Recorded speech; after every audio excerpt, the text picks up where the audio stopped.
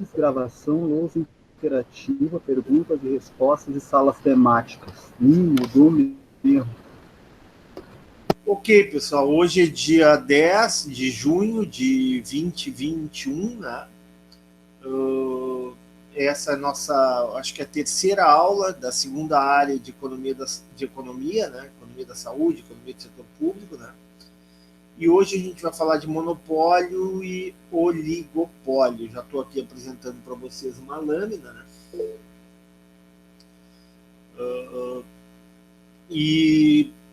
Vou dar uma olhadinha aqui na questão do calendário acadêmico. Aula que vem, semana que vem, a gente organiza as datas, tanto a data da segunda prova, né, quanto a data do exame final dessa disciplina, ok?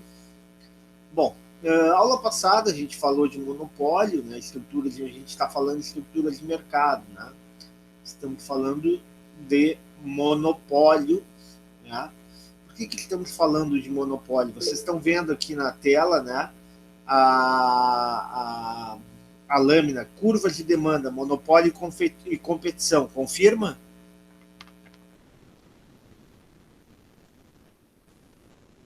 Sim. Sim. Outra coisa, professor, ele tinha levantado a mão. Aqui no Solis, está marcando o último dia de aula do senhor deixa eu dar uma olhadinha, no dia 15 de julho. Então tá, então se é 15 de julho, o exame é 15 de julho, tá? Já pode agendar o exame 15 de julho. Então hoje é dia 10 de junho, aula, 17 de junho, aula, 24 de junho, aula, 1º de julho seria a nossa segunda prova, 8 de julho, entrega das notas e revisão da prova, tá? Tá. 15 de julho o exame. Tá bem. Tá ok? Ok. Certo? É isso aí. Bom, repetindo então. O que a gente está vendo? Eu sempre falo no início da aula para a gente entender o contexto, para a gente contextualizar.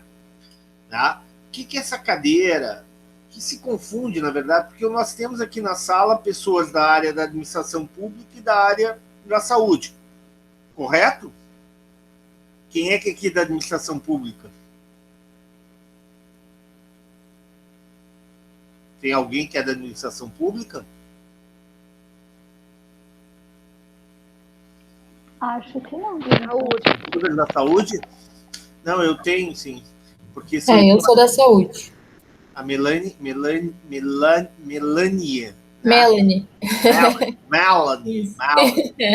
Eu sou da saúde também. Melanie.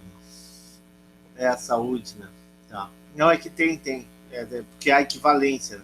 Isso é uma coisa que eu discuto, e eu falei com a professora Paola, já falei com outras professoras, né? O próprio professor Cildo também, né? De que tinha que separar, que teria que ter uma cadeira específica, mas como não tem professor, a gente coloca junto. E o que eu faço para tornar elas mais próximas? Eu tento colocar exemplos, né? Tento botar exemplos da área da saúde para explicar as falhas de mercado, né? O problema das falhas de mercado. Né? Então, a ideia é justamente mostrar, né, que o capitalismo ele tem falhas, né? Que o capitalismo, apesar de ser um modelo econômico, né, um sistema econômico, melhor dizendo, extremamente dinâmico, né, extremamente empreendedor, né, e que a gente sabe, né, queira ou não, né, ele é vitorioso na corrida com outros sistemas econômicos, né, mas apesar, né, das suas virtudes, das suas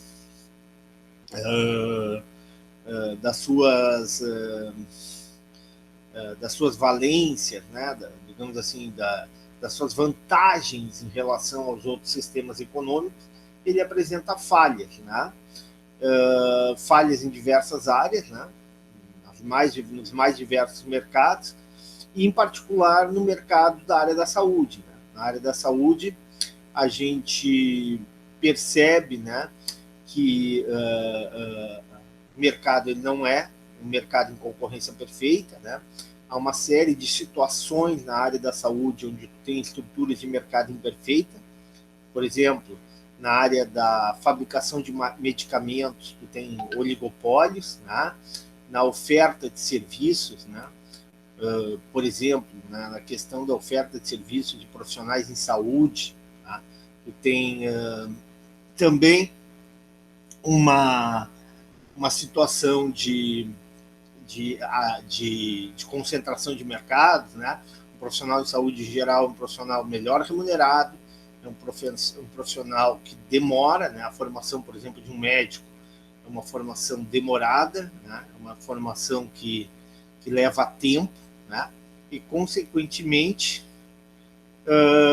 isso gera um desequilíbrio entre oferta e demanda, né? Um excesso de demanda, muitas vezes, né? Uma quantidade maior de demandantes em relação à quantidade de ofertantes, o que justifica, por exemplo, a necessidade de regulação, a necessidade de normas, a necessidade de intervenção dos mercados. A gente falou aqui do mercado de medicamentos, né? O mercado de medicamentos é extremamente concentrado, né? Existem não mais do que 5 ou 10 grandes laboratórios no mundo, né, que dominam o mercado mundial de medicamentos, o mercado mundial de fármacos, né? E essa concentração leva a preços abusivos, né? Leva a um desequilíbrio na relação, né, entre ofertantes, né, entre laboratórios e o consumidor, né? E muitas vezes isso exige a intervenção por parte do setor público. A gente vê isso, já vimos várias vezes na questão da AIDS, na quebra de patente, agora está se discutindo a quebra das patentes para vacinas, né? E já se fala claramente que esses grandes laboratórios, que essas grandes empresas, a Pfizer, a Johnson, principalmente, né, já estão produzindo, né, já estão pesquisando de forma muito intensa, né, não mais vacinas, né, porque esse mercado de vacinas, né, alguns falam, vai ter um esgotamento ali na frente, né. Então, assim, o grande investimento desses laboratórios, né, e os acionistas desses grandes laboratórios já estão vendo a oportunidade de lucrar, a oportunidade de essas empresas ganharem muito dinheiro e, por consequência, as ações dessas empresas crescerem, é na produção de remédios, né? De antivirais, né? Eficazes, né? Não vou nem entrar na discussão de antivirais aí, porque senão a gente vai entrar num campo político que não é aqui a questão central da nossa cadeira, né? Mas antivirais com eficácia, com evidência científica, que serão provavelmente nos próximos anos, acredito eu que já no ano que vem já irão aparecer no mercado. E isso aí é um filão enorme, né? É um filão que vai garantir a esses laboratórios lucros altíssimos. Né? E, novamente, vai ter a discussão de lucros extraordinários, da necessidade de quebra de patentes, né? Medicamentos que serão muitas vezes caros, principalmente para consumidores de países mais pobres, né? Adquirirem. Toda essa discussão, né, vai retornar ou vai continuar sendo uma discussão atual no mercado de fármacos, né? A gente fala em monopólio, por exemplo, né? A gente não apenas o monopólio, por exemplo, de fármacos, né? O monopólio de tecnologias, né? Em grandes empresas que produzem novas tecnologias em saúde, né? E o investimento em tecnologia de saúde muitas vezes exige gastos em pesquisa e desenvolvimento, exigem investimentos vultosos, né? E esses investimentos, muitas vezes, poucas empresas, poucos empreendedores podem fazer, o que criam barreiras à entrada, o que criam condições limitantes à competição. E, por consequência, né, tornam esse mercado um mercado imperfeito. Então, a ideia agora que a gente está apresentando monopólios, né, na aula de hoje, e ainda na aula de hoje a gente vai começar a falar de oligopólios, é mostrar justamente como essas estruturas de mercado impedem ou dificultam o bom funcionamento, tá? Bom funcionamento da economia, né? O bom equilíbrio na relação entre consumidor e ofertante, gerando o quê? Gerando preços abusivos, né? Gerando uma relação desequilibrada entre consumidores e grandes empresas, e gerando, por consequência, né, a necessidade de regulação por parte do setor público, né? A regulação pode ser através de agências reguladoras, como tem no Brasil, né? A questão na área da saúde, nós temos 2 agências, né, bem fortes, atuando em segmentos de mercado de bens e serviços de saúde específicos, né, que é a ANS, né, que é a Agência Nacional de Saúde Suplementar, né? Todo mundo sabe por que suplementar, preciso dizer por quê, pessoal?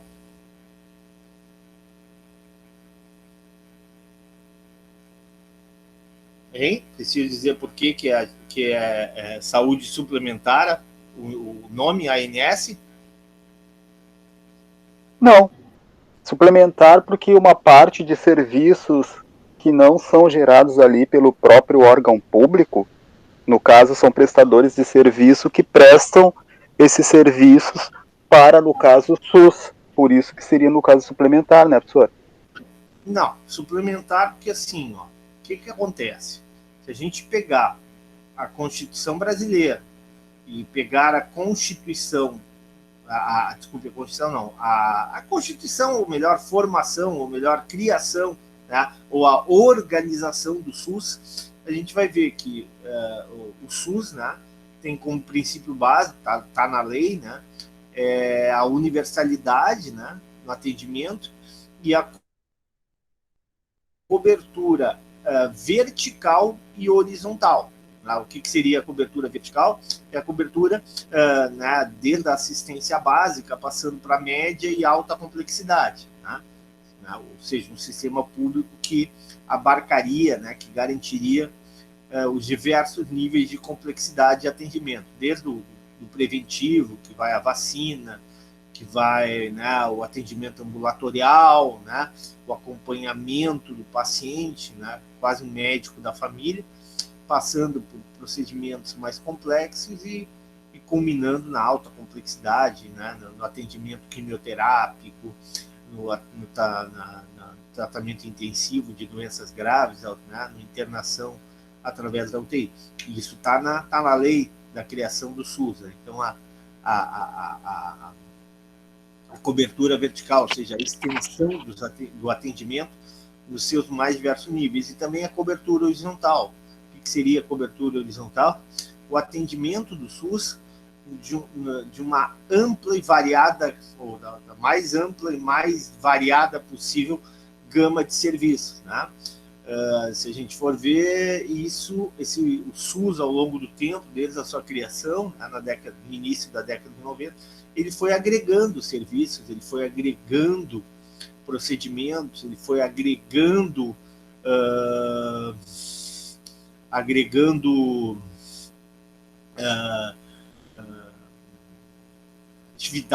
atividades não é correto. Equipamentos, técnicas, várias coisas. Não, Daniel, não estou falando de equipamento, estou falando de tipo de serviços. Vou dar um exemplo bem simples, tá? Alguns procedimentos estéticos, né, que antigamente não eram cobertos pelo SUS, né, hoje, né, as chamadas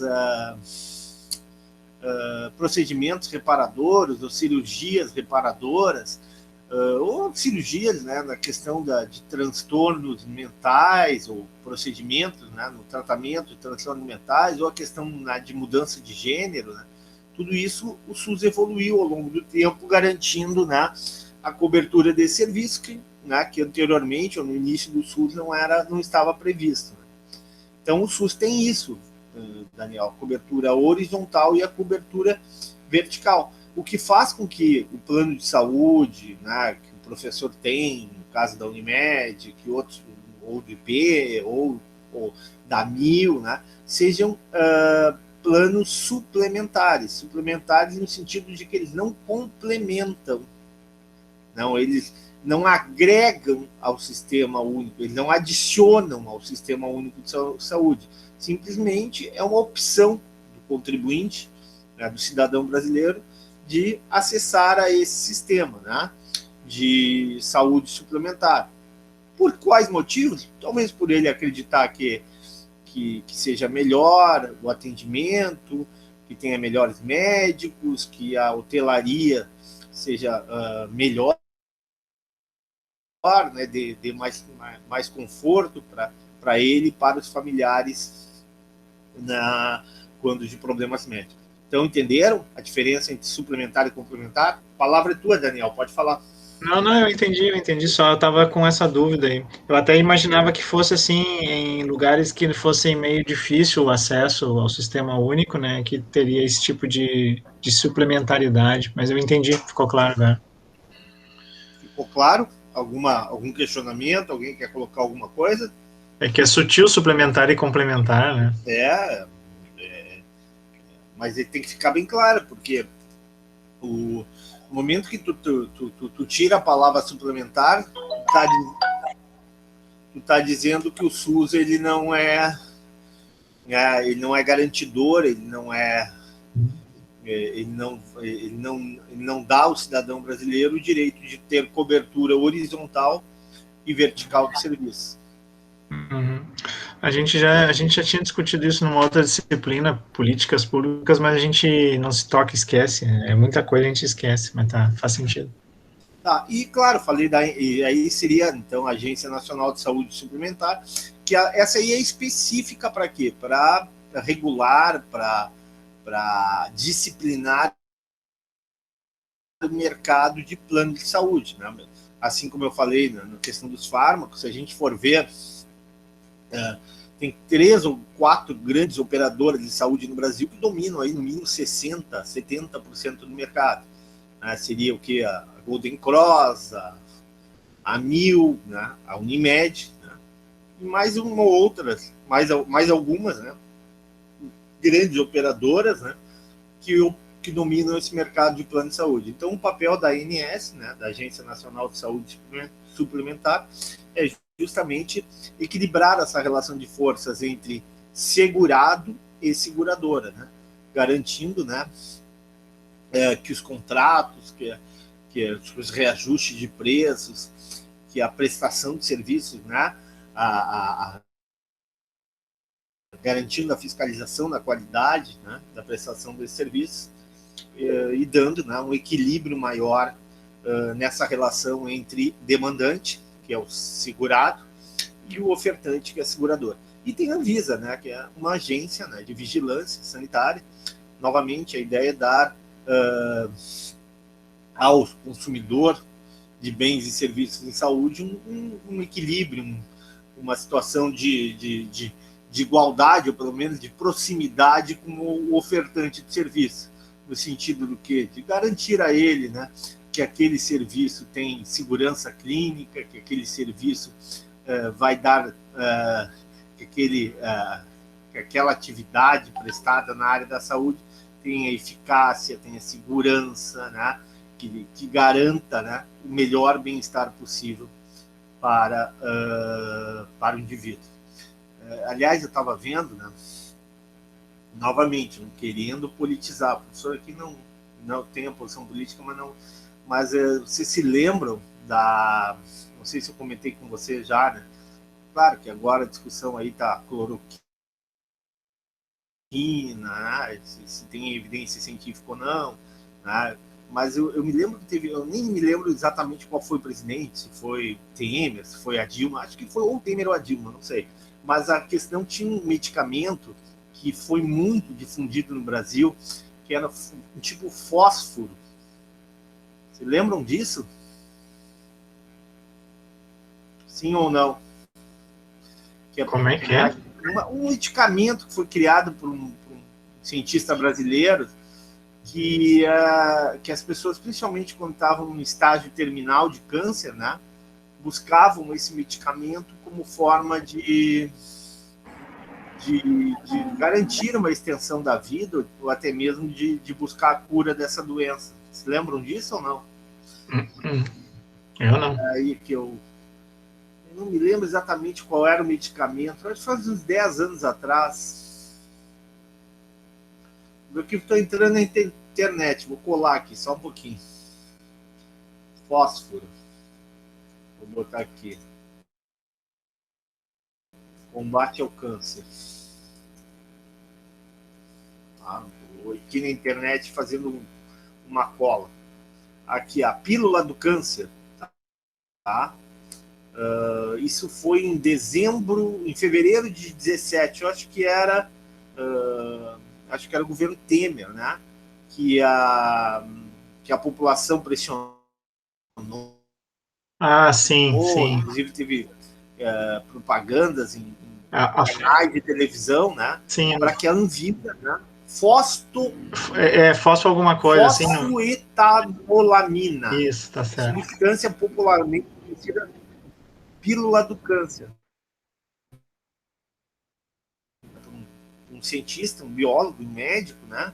Um grupo de pesquisa e criaram um ativo, né, de ajudar na cura do câncer.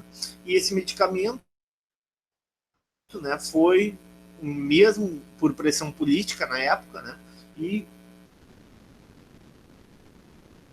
o intuito de buscar ajudar a população, né? O político não está aqui, seja independente do político A, B ou C, de direita ou de esquerda. Eu acredito que, né, é claro que ele atende os interesses dele, atende o interesse do grupo deles. Exatamente, perfeita a colocação ali no chat. Não sei quem colocou, não tinha eficácia comprovada. E a Anvisa, né, por pressão política na época, acho que era o governo Temer, acho que 2017 era o governo Temer, por pressão política, né, a Anvisa aprovou esse medicamento. Passado algum tempo, passado 2 ou 3 anos, né, se fez ensaios randomizados, duplo cego, tudo aquilo, né, que a medicina baseada em evidência exige, né, e ficou provado que o medicamento não tinha eficácia para o tratamento do câncer.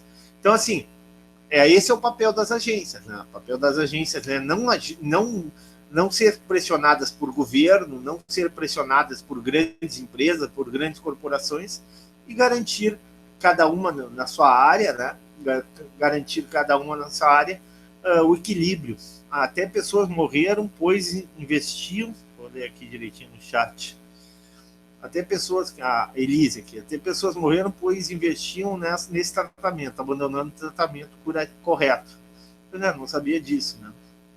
Sim, agora lembro, estavam vendendo até pela internet, mas não tinha ficado. Então, assim, esse é o papel da regulação. A regulação é justamente garantir ao consumidor, muitas vezes é a parte menos conhecedora, né, dada a complexidade desse mercado, né, o equilíbrio na relação com, principalmente, as grandes empresas. Ok? Entenderam? Bom, então vamos lá.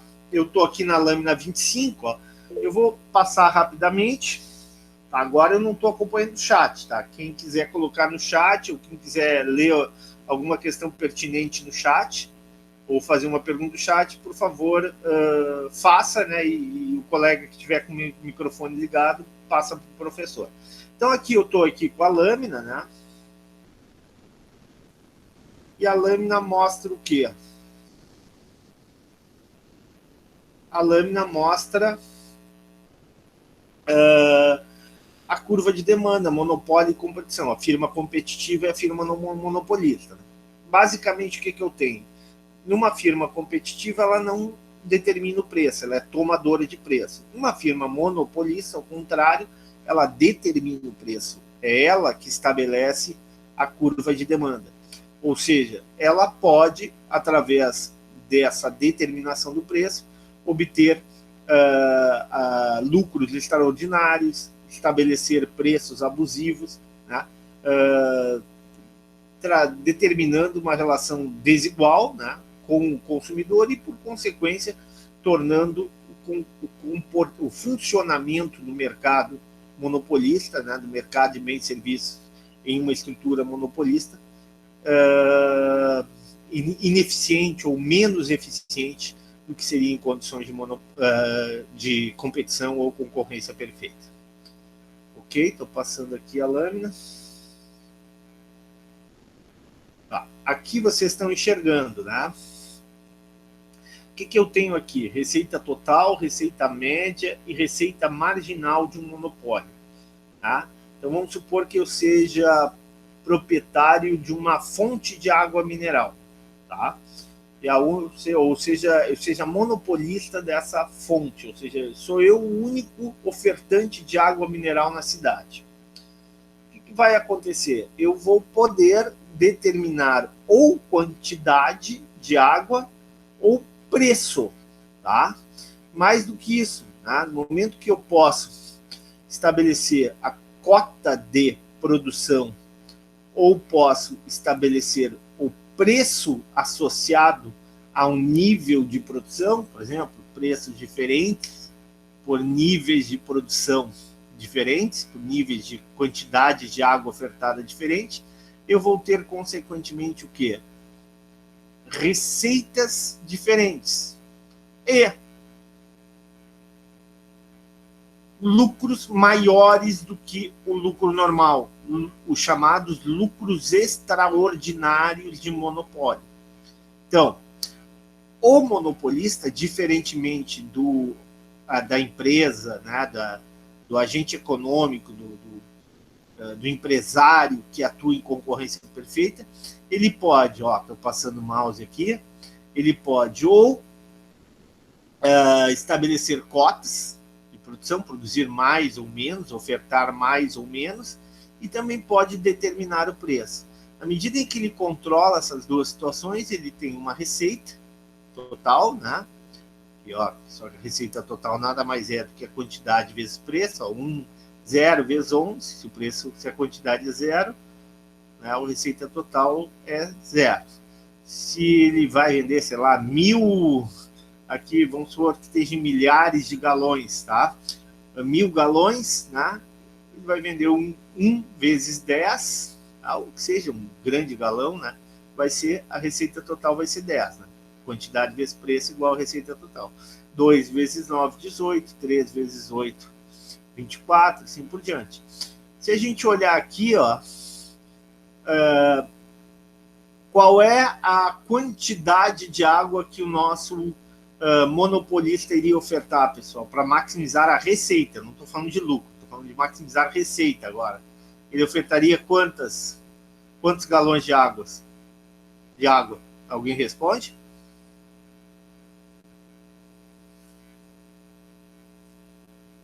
E aí, pessoal, Terra chamando.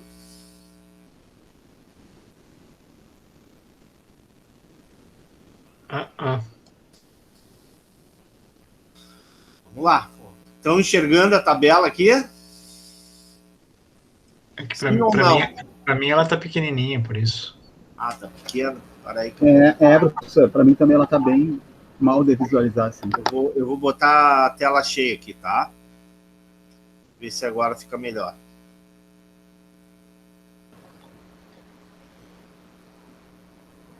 E agora? Melhorou? Sim. Melhorou. Tá, olhando aqui, pessoal, eu pergunto para vocês, onde é que ele maximiza a receita total, monopolista? Com quantos galões de água vendido? Olhem para o... Aqui, a primeira coluna é quantidade, a segunda coluna é preço, a terceira coluna é receita total. O que é receita total? Preço vezes quantidade. A quarta coluna é receita média, 10, 9, 8, 7. Receita média é a receita total, aqui é a terceira coluna, dividido pela primeira coluna, quantidade, isso é a receita média. E a receita marginal é a variação da receita total em função da variação da quantidade. Tá?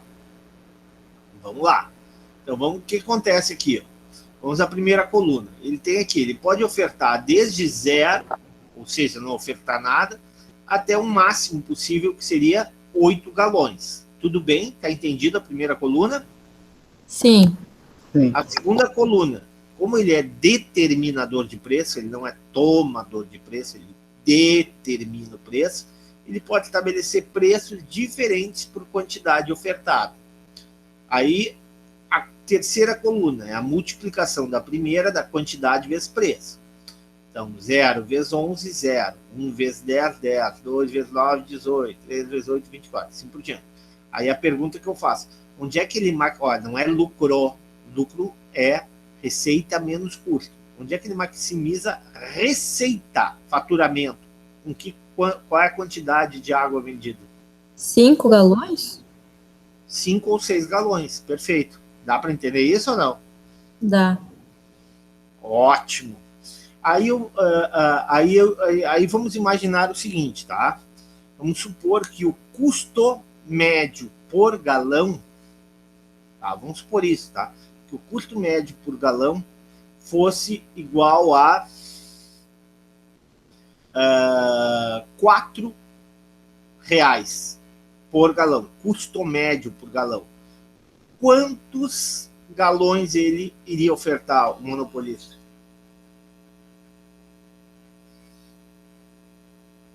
Se ele ofertasse 8 galões, qual seria a receita por galão, o ganho por galão?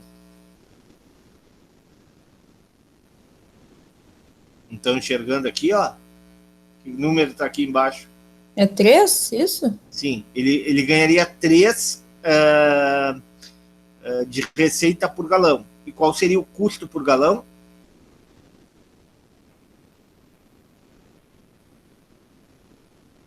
Não, vou de novo. Tá. Para ele ofertar um galão, ele tem um custo médio por galão de R$ 4. Tá? Aqui o que a gente está vendo? Dependendo da quantidade de galões, ele tem um custo por galão, uma receita por galão diferente. Tá? Uma receita por galão diferente. Então, a pergunta que eu faço é o seguinte: vamos supor que ele tem um custo por galão de R$ 4. Ele iria ofertar 8 galões, sim ou não?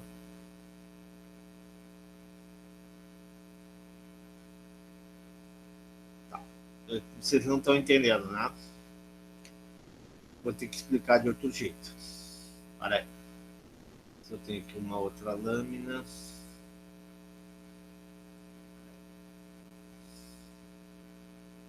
Só um pouquinho. Olha aqui, pessoal, tá? Vou usar essa lâmina e depois a gente volta, tá? Aqui, vou tirar isso aqui e vou mostrar para vocês o seguinte. Estão me escutando? Sim. O nosso monopolista, ele é determinador de preço. O que é determinador de preço? Ele define preço, tá? Vamos supor que ele defina o preço seguinte: o meu preço que eu vou cobrar para o consumidor vai ser de R$ 6 por galão. Vocês sabem o que é o galão? Galão é uma unidade de medida americana, ok? Então vamos botar R$ 6 por... já que galão é americano, vamos botar R$ 6 por litro. Tá? De água mineral, ou por 5 litros de água mineral. Vamos supor que ele bote R$ 6 por 5 litros. Ele sabe que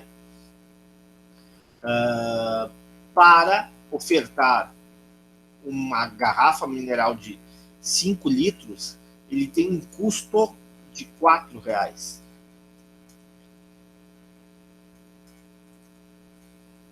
Eu pergunto para vocês, quanto que ele ganharia por litro?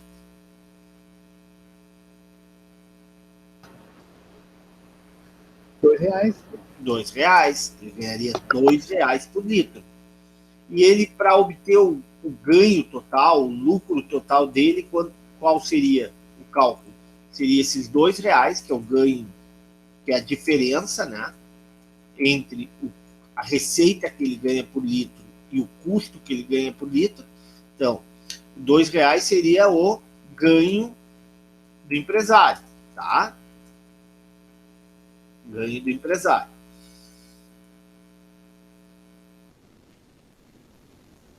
Tá.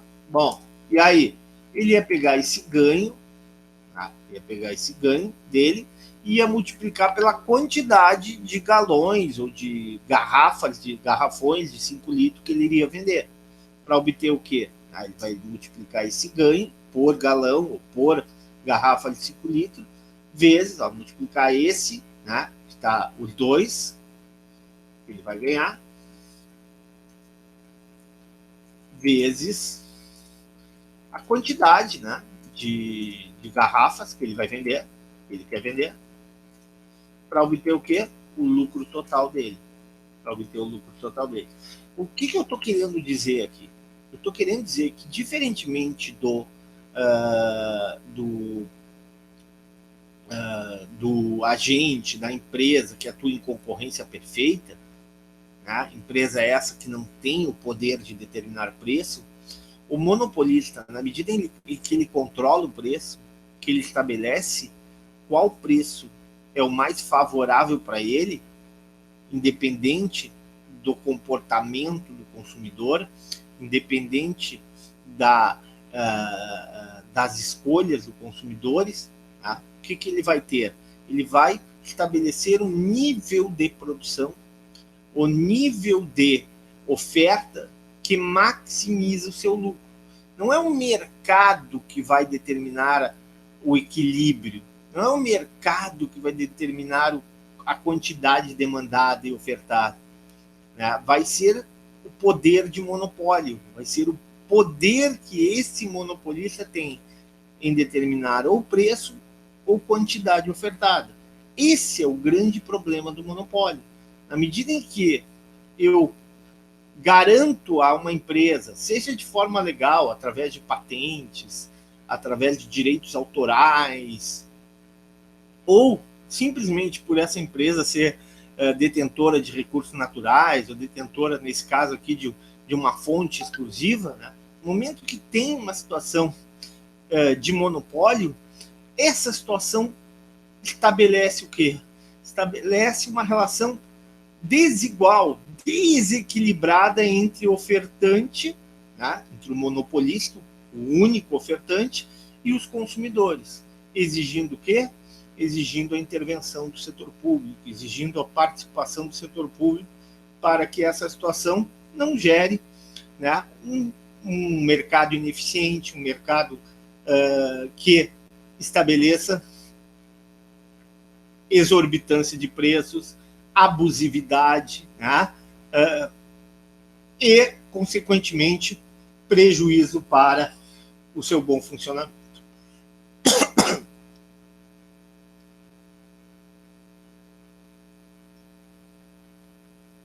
Perguntas? Perguntas, pessoal? Professor, na minha visão aqui ficou bem claro. Tá, aqui tem um gráfico muito complicado que eu não vou cobrar de vocês, tá? E depois eu vou comentar um pouco quando tiver a lista de exercícios aí sobre esse gráfico. Mas esse gráfico mostra justamente isso, né? Na medida em que o monopolista ele consegue determinar preço, né, o que acontece? Né? O preço do monopólio vai ser um preço acima do preço de concorrência perfeita. Tá? Ser um preço mais alto que o preço de concorrência perfeita. E essa diferença entre o preço do monopólio e o preço de concorrência perfeita é justamente o que a gente chama de lucros extraordinários do monopolista. Tá? Então, o monopolista, à medida que ele pode controlar a quantidade ofertada ou o preço, né, ele consegue estabelecer um preço mais alto e, por consequência, um lucro maior. Tá?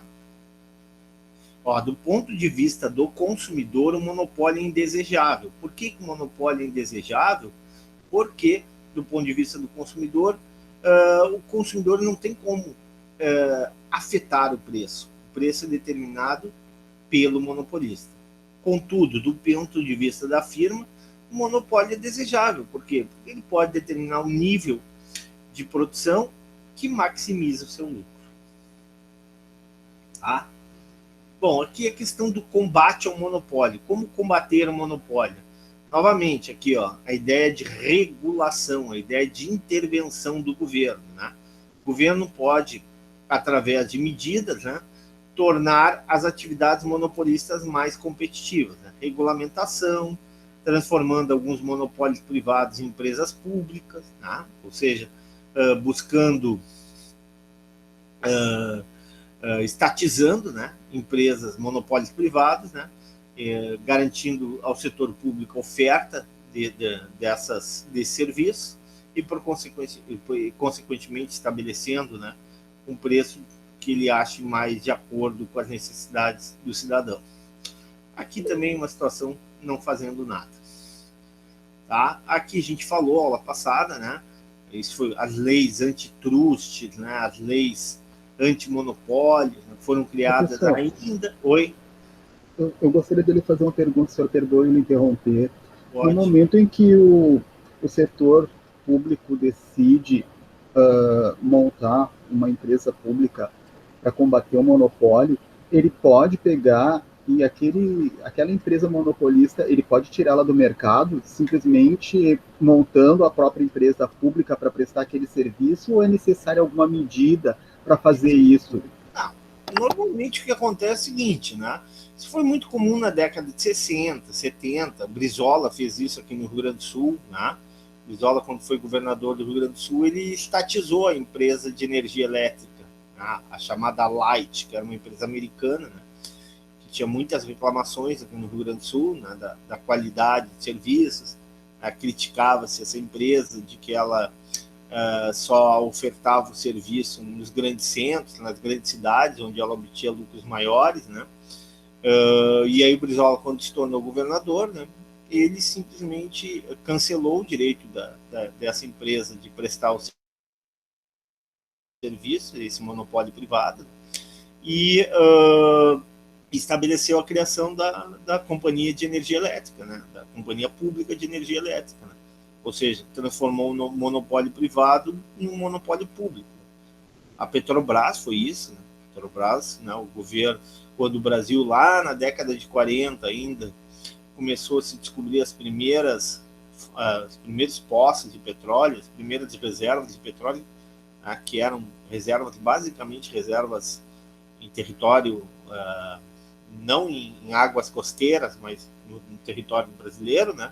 O governo brasileiro, através de regulamentação, estabeleceu, né, através de um conjunto de leis, né, normas, né, regras, né, e limitações à atuação das empresas privadas, né, e o monopólio exclusivo na exploração, né, na extração, né, de petróleo por parte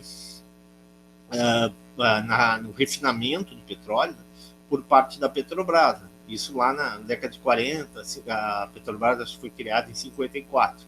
Tá? A única exceção, se bem me lembro, naquela época, que o Getúlio Vargas, inclusive, era muito amigo do presidente, né, da Petróleos Ipiranga, né?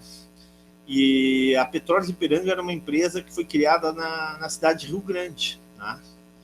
E aí Getúlio pediu para fechar praticamente todas as refinarias, né, privadas, né, e estabeleceu que as refinarias seriam públicas, né. No Rio Grande do Sul nós temos uma mega refinaria, a refinaria Alberto Pasqualini, né, aqui em Canoas, né, que é uma refinaria que surgiu pública, né, nasceu como um monopólio de refinamento do petróleo público, mas o Getúlio, em função da amizade que ele tinha com o presidente da Ipiranga, não estou falando da distribuição de petróleo, né, porque a Ipiranga ela distribui petróleo, mas em função da amizade que ele tinha lá na década de 50, ele estabeleceu o seguinte, né, que a refinaria poderia continuar refinando petróleo, né, porém ela seria impedida de ampliar a sua capacidade, né, de produção, ou seja, ela teria que ficar limitada àquilo que havia sido definido, àquilo que ela tinha, né, que ela produzia anteriormente. Ou seja, foi uma forma de garantir o lucro do empresário, assim, de alguém que possivelmente deu apoio político para ele em alguns momentos, mas ao mesmo tempo garantir o monopólio privado. Então, o monopólio público, Respondido, Ronaldo? Sim, senhor, mas uma pergunta. Quando acontece essa estatização de um monopolista, o poder público ele se subroga de toda a estrutura do monopolista, de todas, digamos assim, os equipamentos e tudo que eles têm? Bom, aí vamos por uma questão política e não por uma questão técnica. E depende, né? Tu pode simplesmente comprar essa estrutura, tá? Por exemplo, tem alguns países, né? Isso aconteceu muito na América Central, né? A questão da Venezuela, né? Há uma discussão, né, das empresas americanas, né, que a questão da exploração do petróleo, quando entrou Chávez, agora com Maduro, né, que exigem ressarcimento, exigem pagamento de indenizações, porque o governo venezuelano estatizou as empresas petrolíferas, né, sem o ressarcimento devido, pelo menos não aquilo que as empresas acham que era devido. Aqui no Rio Grande do Sul, aqui em Porto Alegre, né, em 1988, quando ganhou as eleições, o primeiro governo do PT, a prefeitura, né, de Porto Alegre, em 1988, Olívio Dutra foi prefeito, e o secretário dos transportes foi o ex-governador, né, Antônio Hoffmann. E uma das plataformas políticas do PT na época foi justamente o encampamento, né, das empresas de transporte público, ou seja, das empresas de ônibus privadas. Tá? A ideia do PT era transformar todas essas empresas em uma única empresa pública, ou seja, todos esses ônibus, toda a estrutura seria absorvida pela Carris na época. Né? Estou falando isso no final da década de 80 e início da década de 90. Isso aí foi uma grande briga, houve questões judiciais, né? Ações na justiça. Né? O PT não queria, ou na época, não queria fazer o ressarcimento ou a indenização devida, ou pelo menos as empresas achavam que o valor de indenização era baixo, né? Isso foi judicializado, né? O PT mudou de ideia ao longo, né? Ele continuou sendo eleito, né? O PT foi a prefeitura de Porto Alegre se manteve com o PT até 2004, acredito eu, né? Quando o PT perdeu para o Fogaça, né? Mas o PT, né, ao longo do tempo, entendeu que a encampação, né, que o monopólio público não era a melhor alternativa. E aí continuou o modelo híbrido que nós temos até hoje, né, que é a participação da Carris, né, em algumas linhas, em outras linhas, né, em prestadores privados desse serviço. Tá claro?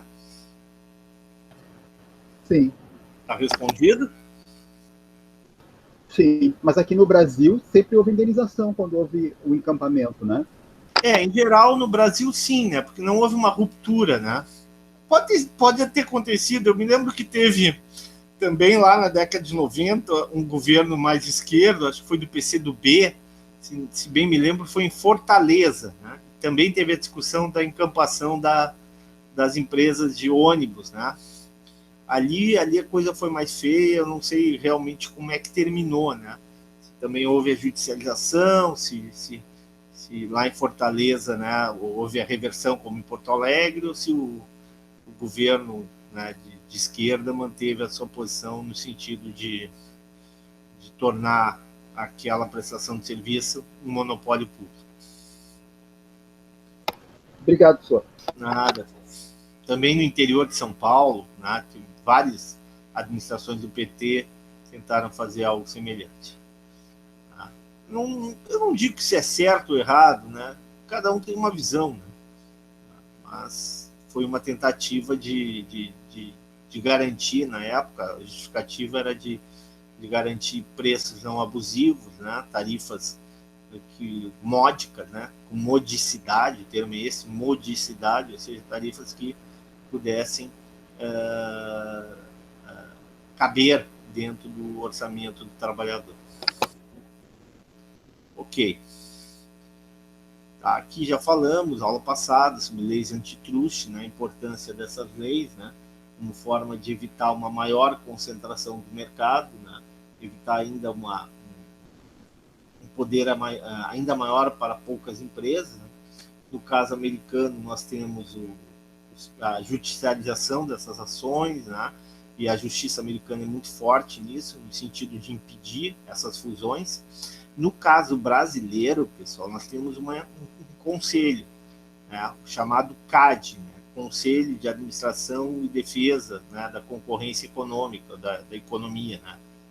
O CAD é um órgão federal, né, e tem por objetivo justamente defender a concorrência, defender os mercados concorrenciais e evitar que fusões, que transações, que compra de empresas, né, de uma empresa maior, de uma empresa menor para uma empresa maior,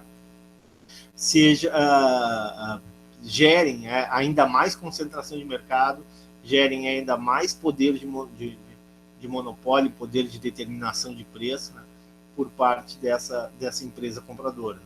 Então, o CAD, toda vez que identifica, né, uma transação que vai gerar uma concentração de mercado, né, e, consequentemente, vai gerar um prejuízo para o consumidor, uma relação desequilibrada entre o consumidor e a empresa, né, que está concentrando esse mercado, ele examina, né, se essa fusão ela é uma fusão legal, né.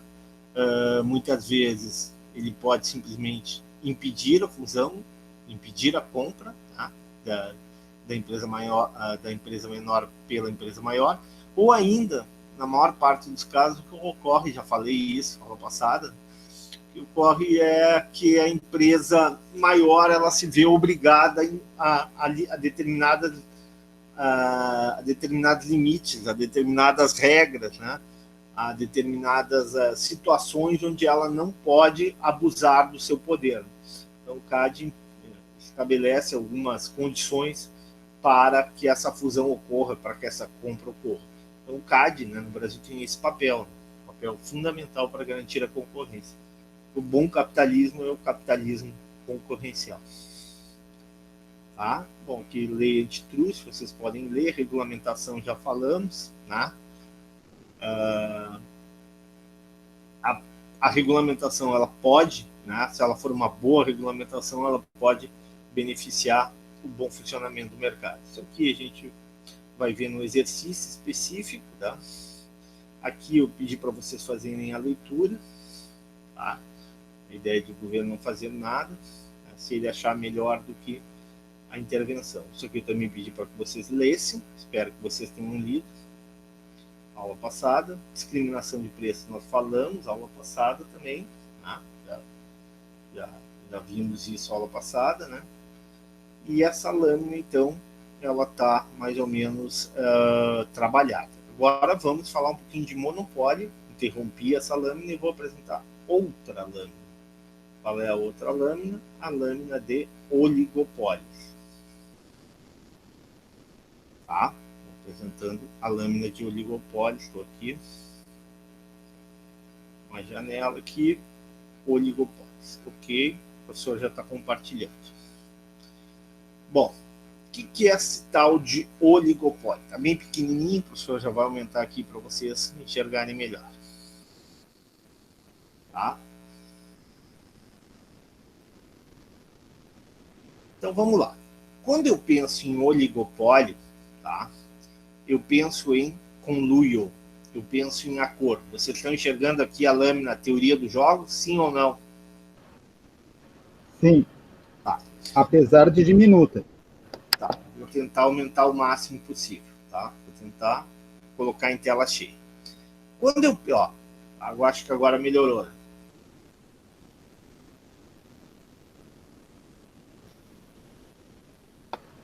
Para mim continua a mesma. Não melhorou? Tela cheia? E aí, pessoal? Professor, para mim não cresceu. Não cresceu nada. Vamos ver aqui. E agora? Cresceu? Melhorou um pouquinho, sim. Tá, vamos lá. Fala, Daniel. Não, é que uma vez eu aprendi que... Uma vez não foi isso, foi anteontem, que é tu colocando, não naquele modo de apresentação, mas do lado do modo de apresentação, que é um livrinho ali do lado, ele aumenta. Não sei se vai acontecer isso. Tá, coloquei Ó, ele. Só que eu acho que tu não enxerga mais nada, mas aumentou para nós. Tô certo aí ou não? Não, eu Ou tô não? enxergando bem. Aumentou sim, Daniel. Valeu, Daniel, obrigado. Então, quando cair na prova, isso aí tu já sabe, tu aperta esse botãozinho aí, tá bom, Ricardo? Tá bem, tá bem. Tá. Então, o que a gente vai ver agora? A gente vai ver um pouquinho sobre oligopólio. Mas antes de falar de oligopólio, que é o tal do oligopólio? O oligopólio é um conjunto de pequenas empresas que detêm o poder de mercado. Vou repetir. Monopólio é uma única empresa que detém o poder de mercado. Oligopólio é um conjunto de pequenas empresas que detêm, se organizadas, se em conluio, se na formação de um cartel, de forma cooperativa, atuam no interesse comum. Qual é o interesse deles? Maximizar lucro, maximizar ganhos. Então é diferente do monopólio. Monopólio, a empresa ela é monopolista, ela determina preço, ela determina quantidade ofertada e, consequentemente, consegue, através dessa determinação, obter lucros extraordinários. No caso do oligopólio, esse pequeno conjunto de empresas, né, 4, 5, 6 grandes empresas que controlam, sei lá, 80, 90% do mercado, vou dar um exemplo, tá? Se a gente pegar aqui no sistema financeiro brasileiro, a gente vai ver nos bancos comerciais, banco de varejo, né, a carteira de clientes, nós temos aí o Santander, o Banco do Brasil, que é um banco público, né, mas tudo bem, Santander, Banco do Brasil, Bradesco e Itaú, né? Então eu falei 4, né? Santander, Bradesco, Itaú e Banco do Brasil. Tem mais algum grande? Não, né? São esses 4. Seguramente esses 4. E a Caixa, né? Mas a Caixa não é exatamente um banco comercial. Mas esses 4 mais a Caixa detêm, no mínimo, 80 a 90% da carteira de clientes no mercado de bancos comerciais. Então, eles poderiam, em tese, se organizarem, né, e formarem um cartel, formarem um grande acordo, um grande conluio com que objetivo? De maximizar lucros. Bom, então o que a gente vai ver a partir de agora? A gente vai ver oligopólios, a formação de oligopólios. Só que antes de eu falar de oligopólios, falar de cartéis, eu tenho que entender que o cartel ele pode ser explicado por uma teoria, a chamada teoria dos jogos. Né? O que é essa teoria dos jogos? Né? Tem um filme que é muito legal, vale a pena assistir. Vocês lembram? Já ouviram? Acho que ganhou inclusive o Oscar. Mente Brilhante. Alguém já assistiu esse filme? Sim. Do Nash. Para quem não gosta, por exemplo, Coringa, né? Eu escutei no início da aula, o Coringa é um filme bem mais pesado, né? Mas esse Mente Brilhante é um matemático, né? Que justamente ele usa a teoria dos jogos, só um pouquinho, pessoal. Só um pouquinho.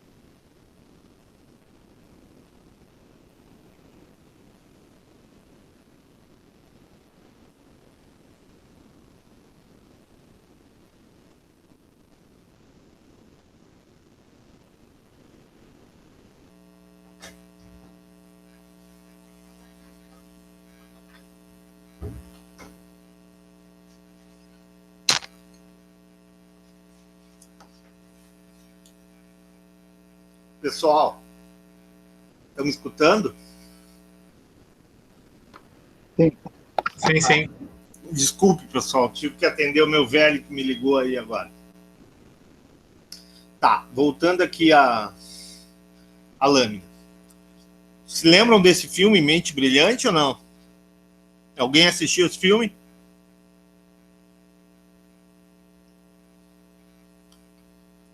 Não? Eu assisti faz bastante tempo. Acho que tem uns 20 anos esse filme, mas vale a pena. Acho que tem no Netflix, né? Era aquele cara que fez o Gladiador, né? Não me lembro o nome do... Assisti o filme, lembro. Russell Crowe, coisa assim, o nome dele.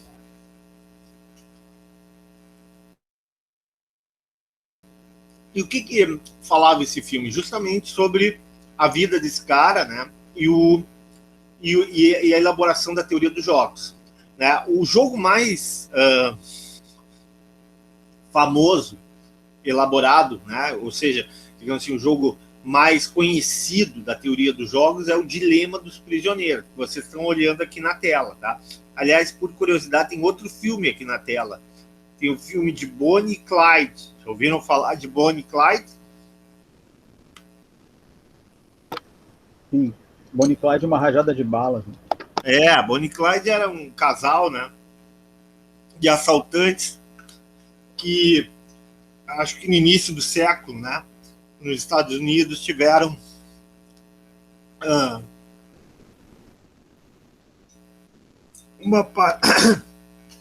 uma participação bem significativa.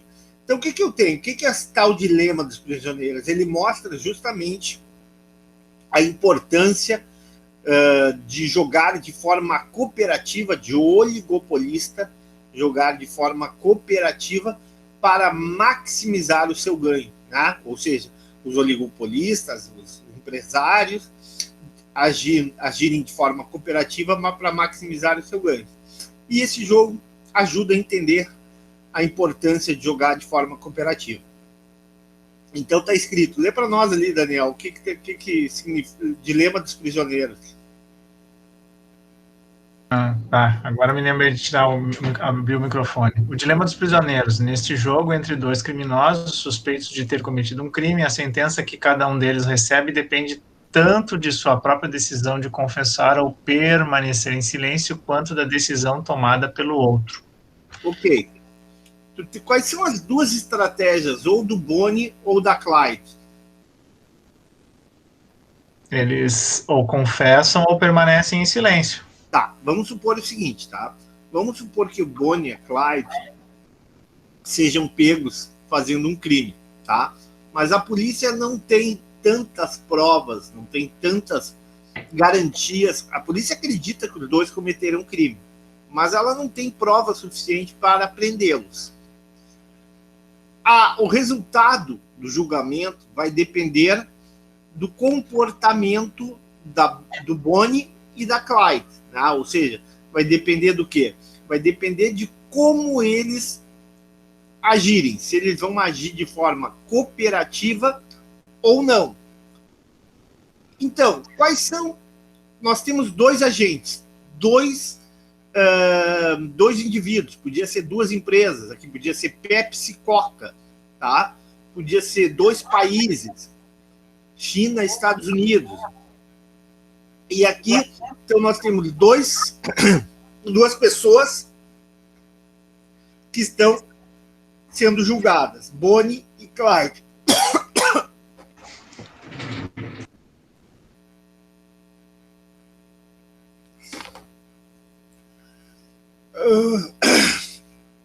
Só um pouquinho.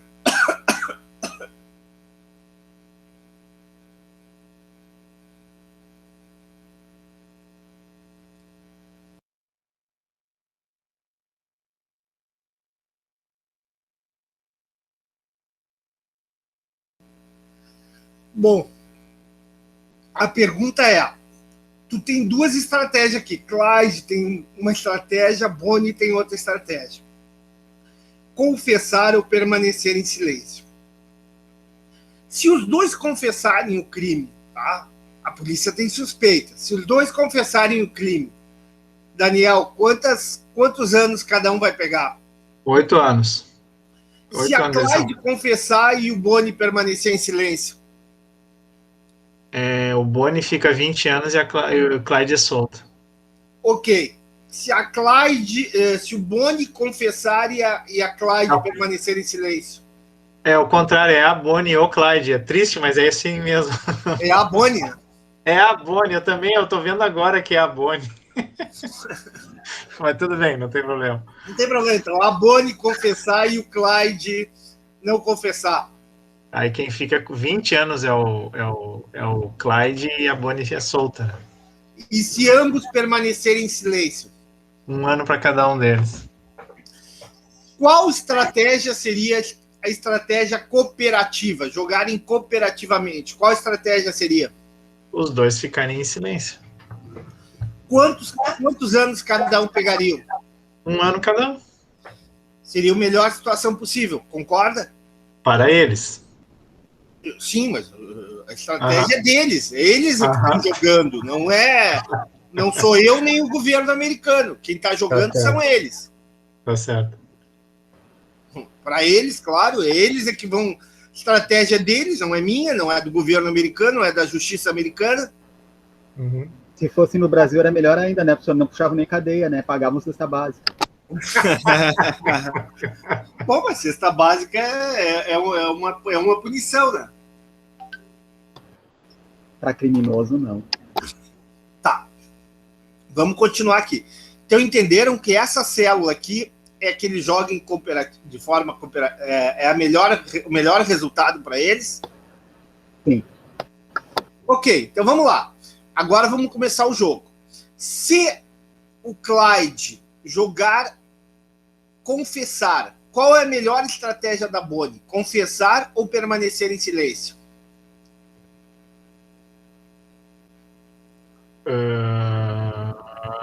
Se Clyde confessar... se Clyde confessar... Qual é a melhor estratégia do Bonnie? Da Bonnie? Confessar também. Concorda. Ok, tá. Perfeito. Coloque aqui uma bolinha aqui em cima, ok? Uhum. Se o Clyde permanecer em silêncio, qual é a melhor estratégia da Bonnie? Confessar. Que triste, né? Confessar. Tá. Se a Bonnie confessar, qual é a melhor estratégia do Clyde?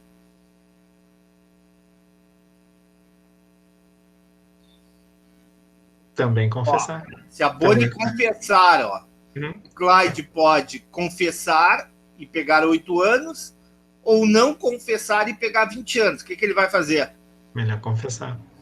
Confessar. Eu tenho 2 bolinhas aqui nessa célula ou não? Sim. Sim ou não? Sim. Se a Bonnie permanecer em silêncio, qual é a melhor estratégia do Clyde? Confessar ou permanecer em silêncio? Não, tem que permanecer em silêncio. Opa! Se a Bonnie permanecer em silêncio, se a Bonnie permanecer em silêncio, qual é a melhor estratégia do Clyde? Confessar ou permanecer em silêncio? Desculpa, tu tem razão, é confessar, tu tem razão. Confessar. Observe o seguinte, que a Bonnie e o Clyde podem ser namorados, maridos, tal, mas o objetivo deles é ficar o menos tempo na prisão. Eles foram presos, são suspeitos de um crime, sei lá, são suspeitos de um roubo de banco, tá? Só que a polícia não tem provas suficientes. O que a polícia faz, a polícia americana faz? Separa os dois, coloca cada um em uma célula, incomunicável, e entrevista cada um deles. Entenderam? E dizem assim, o delegado lá, o xerife, vai dizer, olha, tu pode confessar ou permanecer em silêncio, tu escolhe. A Bonnie e o Clyde vão pensar, puxa, mas será que eu vou cooperar com a Bonnie? A Bonnie pensa assim, será que eu vou cooperar com o Clyde? Será que esse desgraçado não vai me enganar? Não vai me trair? Eles não se comunicam. dentro dessa lógica, eles vão escolher o quê? A estratégia baseada na maximização do ganho deles ou pensando no outro?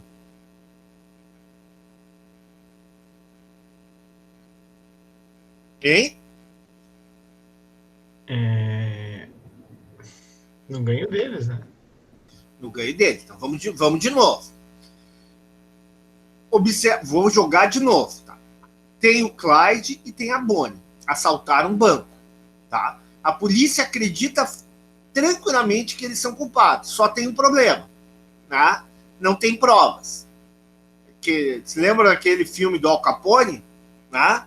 Que o cara só foi preso porque ele burlou o fisco, né? Ele não pagou imposto nos Estados Unidos. Não foi preso por matar, pela máfia que ele tinha.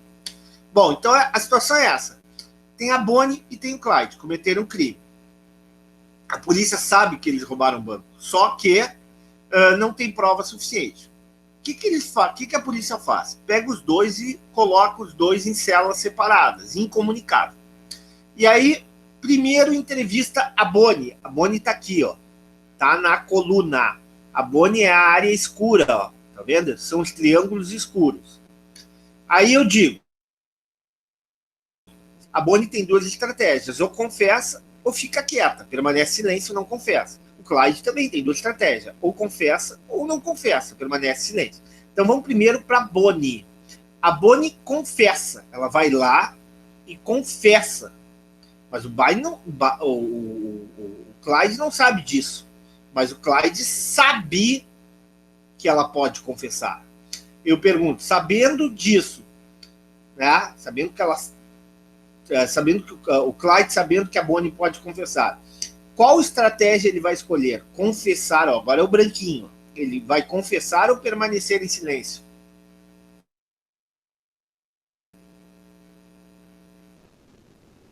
E aí, pessoal? Silêncio é vocês aí que não respondem. A Cássia está respondendo, é confessar. Confessar, ó. Tô passando aqui o mouse aqui, ó. Em cima. Por quê? Se o Bonnie confessar, se a Bonnie confessar, o Clyde pode confessar ou permanecer em silêncio.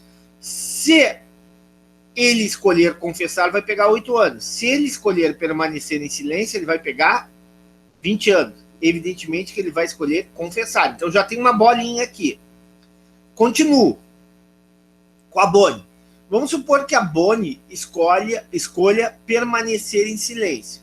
Novamente, o Clyde pode confessar ou permanecer em silêncio. Eu pergunto, o que o Clyde vai escolher? O que é melhor para ele? Dado que a Bonnie escolheu permanecer em silêncio. Qual é a melhor estratégia do Clyde? Confessar ou permanecer em silêncio? Confessar. Confessar, ele é solto, ó. Tá aqui, a bolinha tá aqui agora. Já tem duas bolinhas aqui, ó. Confessar e aqui também tem outra bolinha. Pronto, vamos lá. Agora vamos pro outro lado. Agora é o Clyde, ó. O Clyde pode... Aí a Bonnie volta para a cela dela e chama o Clyde. Se o Clyde confessar, qual é a melhor estratégia? Aliás, ao contrário, né? Botam o Clyde na cela e chamam a Bonnie. Se a Bonnie confessar, aliás, desculpa, agora a gente vê o Clyde. Não, se o Clyde confessar, qual é a melhor estratégia da Bonnie? Confessar ou permanecer em silêncio?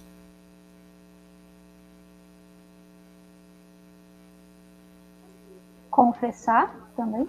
Confessar, ó. Condenada a 8 anos, ó. Melhor do que ser condenada a 20. Eu já tenho duas bolinhas aqui, ó, Juliana, tá? Tem duas bolinhas aqui, não tenho? Juliane. É Juliane, tá? Juliane. Eu tenho duas bolinhas aqui, não tenho? Tá. Agora vamos lá. Vamos supor o seguinte, que a decisão do Clyde é permanecer em silêncio. A decisão do Clyde é permanecer em silêncio. Qual é a melhor decisão da Bonnie? Permanecer em silêncio. permanecer em silêncio, né? Ok? Bom, qual é o quadradinho aqui que tem duas bolinhas? Aliás, permanecer em silêncio, não, desculpe. Se ela permanecer em silêncio, ela vai pegar 1 ano. Se ela confessar, ela é solta. Sim ou não? Sim. Sim. Querem que eu vá de novo, resolva de novo esse exercício? Vamos com calma? Vamos mais uma vez? Melhor. Então vamos lá. É a última vez. Vamos com calma, a gente vai resolver isso. Se a gente entender esse exercício, a gente entende todos os outros. Vamos lá. Eu tenho a seguinte situação. Eu tenho a Bonnie e o Clyde. Eu tenho duas pessoas, eu posso ter 2 empresas, posso ter 2 países, posso ter 2 organizações, posso ter 2, sei lá, times de futebol, tá? Depois a gente vai ver que tem uma infinidade de situações possíveis. Nesse caso, são 2 pessoas que cometeram um crime e são suspeitos. Bom, são parceiros. A Bonnie e o Clyde são parceiros. Mas, todavia, entretanto, contudo, o objetivo é de maximizar o benefício individual, não o benefício coletivo. É assim que o ser humano pensa. Tá? A gente viu bem isso na pandemia. Né?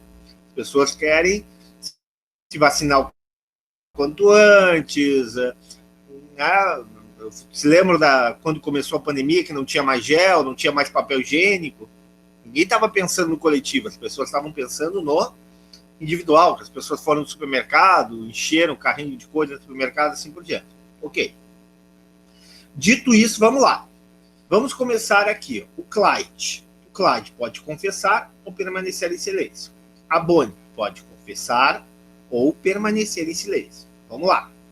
Se o Clyde confessar, qual é a melhor estratégia da Bonnie? Confessar ou permanecer em silêncio? É a parte escura aqui do triângulo. O que vocês respondem? Confessar. Então bota uma bolinha aqui, ó. Já tem uma bolinha aqui.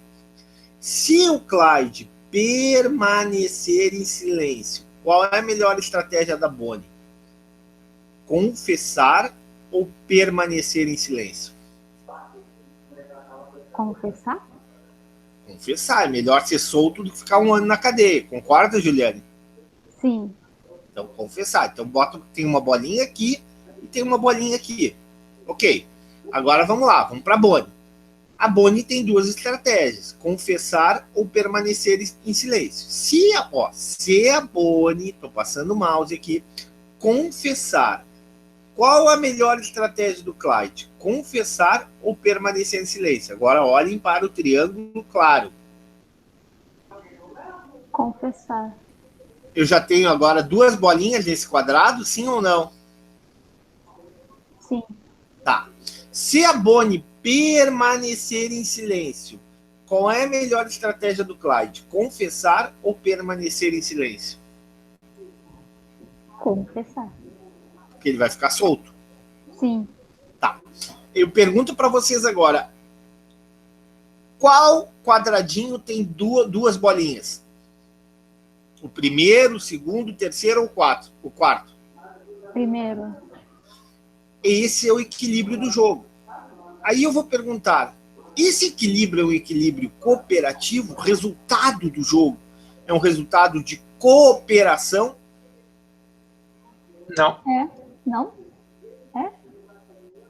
Juliane, vamos lá. Eles estão. Qual é o melhor resultado possível para eles? É o último. É a célula 1, aqui 1, é a célula 2, é a célula 3 ou a célula 4? Qual é o melhor resultado possível? A 4. Na célula 4, eles estão cooperando ou não? Entre eles? Permanecendo em silêncio. Sim. Então eu vou repetir. O resultado desse jogo é um resultado cooperativo, sim ou não? Não. Não, eles não estão cooperando, apesar de serem marido e mulher, serem parceiros de crime, sei lá o quê, tal. eles não estão cooperando, eles não jogam de forma cooperativa. Tá claro isso? No momento que ambos confessam, eles não jogam cooperativa. E eu pergunto, não jogam de forma cooperativa. E qual é a consequência de eles não jogarem de forma cooperativa? Eles vão ser presos. Pegaram mais tempo, né, professor? Vão ficar 16 anos na prisão. É. Dá para enxergar isso? Que eles vão ficar 16 anos na prisão? Quando eles poderiam ficar quanto tempo na prisão? 2. 1 ano, 2. Se jogassem de forma cooperativa. O que diz a teoria dos jogos? O que diz esse filme que é muito bom, vale a pena assistir, Mente Brilhante? Que a maior parte do comportamento das pessoas é não cooperativo. O ser humano age de forma não cooperativa. Eu me lembro em março do ano passado, o mundo vai melhorar, as pessoas vão agir de forma mais cooperativa, as pessoas serão mais... Não. A teoria dos jogos explica isso. O ser humano não vai mudar por causa de uma pandemia. Aliás, já teve, ao longo da história da humanidade, já teve, sei lá, 10, 12, 15 pandemias que a gente conhece. Nenhum deles mudou o comportamento do ser humano. Mudou a forma do ser humano agir. Tá? Ricardo, Oi?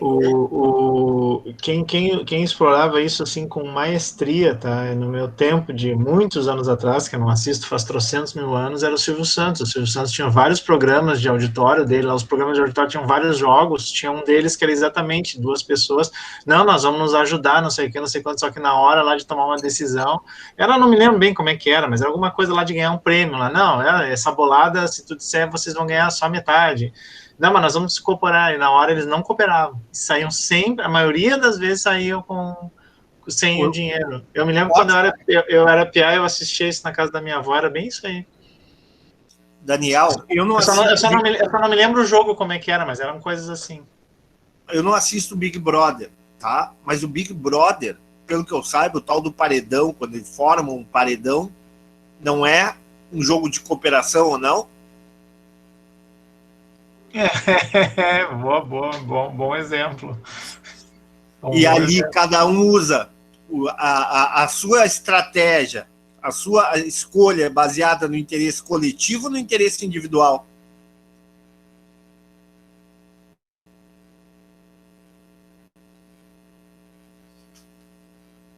O que vocês acham? No interesse coletivo ou no interesse individual?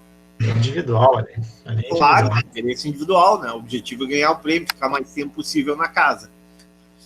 O que o Nash, né? John Nash, né? Esse gênio, na qual teve um filme que Hollywood fez para ele, mostrou, foi o seguinte: a tendência, o dilema dos prisioneiros mostram que o comportamento tende a ser não cooperativo. Professor, então não existe oligopólio, não existe cartel, tá? Porque se a tendência é não jogar de forma cooperativa, eles vão se reunir e vão burlar, não vão cooperar, mais ou menos. Vou lembrar o seguinte: algumas vezes essa cooperação se dá à força, se dá por coerção, se dá por pressão. Eu pergunto para vocês, havia um acordo entre as máfias lá nos Estados Unidos que garantia que cada máfia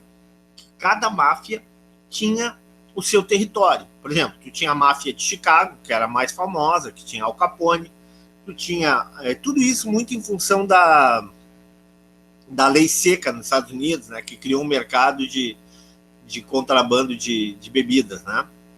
Bom, tu tinha a máfia de Chicago, que era comandada por Al Capone, tu tinha a máfia da Califórnia, de Los Angeles, tu tinha a máfia de Nova York, até o Frank Sinatra era amigo da máfia de Nova York, todo mundo já sabe, e tinha outras máfias menores, Miami, assim por diante, tá? Ok?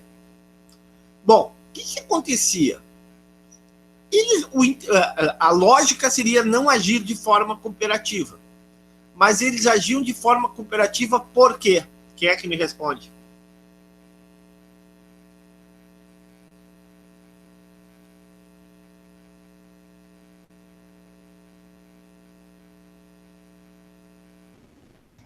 Bah, não sei. Por coerção. Por coerção. O que acontecia se alguém invadia o mercado do outro? Matavam. Matava o filho, matava a mulher, Famílias inteiras. matava o irmão, né? Começava uma guerra. Isso fazia com que o comportamento individual de cada máfia fosse no intuito de preservar o benefício coletivo. De certa forma, é o que acontece, por exemplo, nas comunidades do Rio de Janeiro. Né? O que tu tem? Tu não tem lá um grupo de traficantes, não, sei lá, na Rocinha, lá no Alemão e assim por diante, né? Vidigal, sei lá, diversas áreas. Muitas vezes, o que acontece? Cada grupo desses aí tem um acordo tácito. O que é um acordo tácito? Alguém sabe o que é um acordo tácito?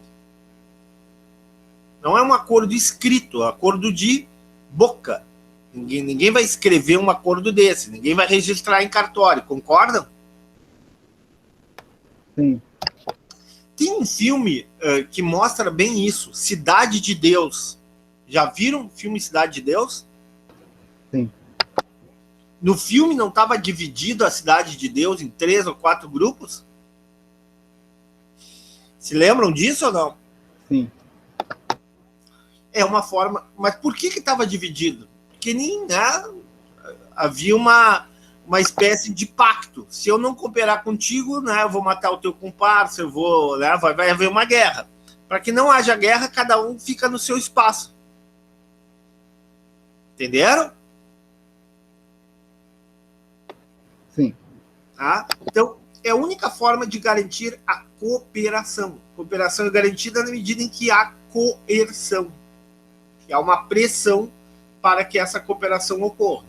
Porque, senão, há incentivos ao comportamento individual, à ação buscando o ganho individual e não o ganho coletivo. Tudo bem até aqui? Sim, ou seja, os mafiosos mantinham, através da coerção, não é? Aquela união, né? Porque eles pressionavam através das famílias, né? Tipo assim, alguém fizesse alguma traição, eles matavam famílias inteiras, né? Perfeito. Matavam famílias inteiras. Exatamente. E isso fazia o quê? Que cada um respeitasse o seu espaço. Entenderam ou não?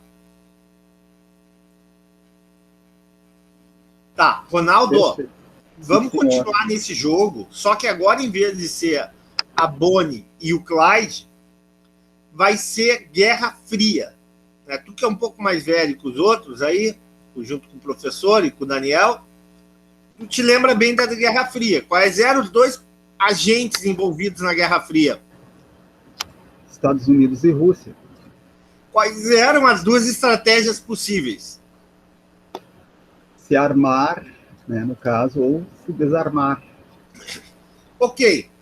Se a decisão dos Estados Unidos fosse armar, qual era a melhor estratégia da União Soviética? Acredito que se armar também, né, professor? Por quê? Se a União Soviética se desarmasse, o que aconteceria com a União Soviética? Ficaria enfraquecida. Né? Os Estados Unidos ia invadir a União Soviética. Concorda ou não? Concordo. Então, se a estratégia dos Estados Unidos era se armar, a melhor estratégia da União Soviética qual era? Se armar também, né? Se a estratégia dos Estados Unidos fosse desarmar, qual era a melhor estratégia dos russos, soviéticos? Se desarmar. Não, se armar mais ainda. Ganhar a guerra, né? Não era uma guerra fria? Claro, claro. Derrubar os americanos. Derrubar os Estados Unidos, com certeza. Então a melhor estratégia era armar. Se a União Soviética se armasse, qual era a melhor estratégia americana? Acredito eu que seria se armar também, né? Ok? Tá aqui, né? Sim, Essa bolinha aqui. Aqui eu já Sim. tenho 2 bolinhas, não tem? sim. Se a União Soviética escolhesse a estratégia desarmar-se, qual era a melhor estratégia americana? Armar-se ou desarmar-se? Mais. Armar Armar. mais ainda. Armar mais. Para se Armar manter no mais. poderio. Claro. Oi? Para se manter no poderio, tinha que se armar mais. E para derrotar a União Soviética, né? Exato. Se a União Soviética não tivesse mísseis nucleares, não tivesse armas atômicas, possivelmente os americanos iam chegar e invadir o leste europeu, né? Tomar conta. Toda vez que a União Soviética inventasse de atacar o Afeganistão, os americanos chegaram, não, para aí, vocês não têm arma nenhuma, não venham comigo que eu arrebento com vocês. Ok? Bom, moral da história. O equilíbrio desse jogo terminou sendo qual? Todo mundo armado. Né? Todo mundo armado. Aliás, o equilíbrio desse jogo determinou o fim da União Soviética. No momento que ambos foram obrigados a fazer a chamada corrida armamentista, já ouviram essa expressão, né? O que aconteceu com o governo socialista? O governo socialista soviético não conseguiu atender a população, não conseguiu atender as demandas sociais, não conseguiu atender as necessidades da população, né? Se discutia muito na época, os soviéticos só tinham um par de sapato, né? Iam nas lojas e só tinham um tipo de roupa, as mulheres só tinham um tipo de vestido, né? Os carros eram um único modelo. Mas por que isso? Porque o jogo determinava que ambos, tanto americanos quanto soviéticos, tinham que armar-se. Para os americanos, que tinham uma economia mais produtiva, uma economia mais eficiente, né? Uma economia capitalista mais eficiente, gerava-se excedentes para que a população pudesse comprar, pudesse consumir, pudesse viver bem. Né? Já para a economia soviética, que dependia muito do governo, quase que exclusivamente do governo, por ser um regime socialista, era menos produtivo, tinha menos excedentes, a estratégia de armar-se fez com que o governo soviético, com o tempo, começasse a se enfraquecer. Né? Começou a surgir tensionamento social, começou a surgir críticas ao governo soviético, né, ao governo comunista, e, consequentemente, lá no final da década de 80, né, o Império Soviético ruiu. Mas muito do resultado que a gente viu lá com a queda do Muro de Berlim, né, com o fim do regime comunista soviético, se deve a esse jogo. O jogo explica isso. Não que os Estados Unidos tenham feito de propósito. Na verdade, a União Soviética tinha outra escolha?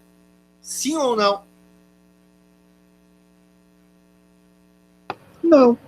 Não tinha outro caminho a seguir. No momento que ela teve que se armar para competir com os Estados Unidos, ela decretou a sua morte.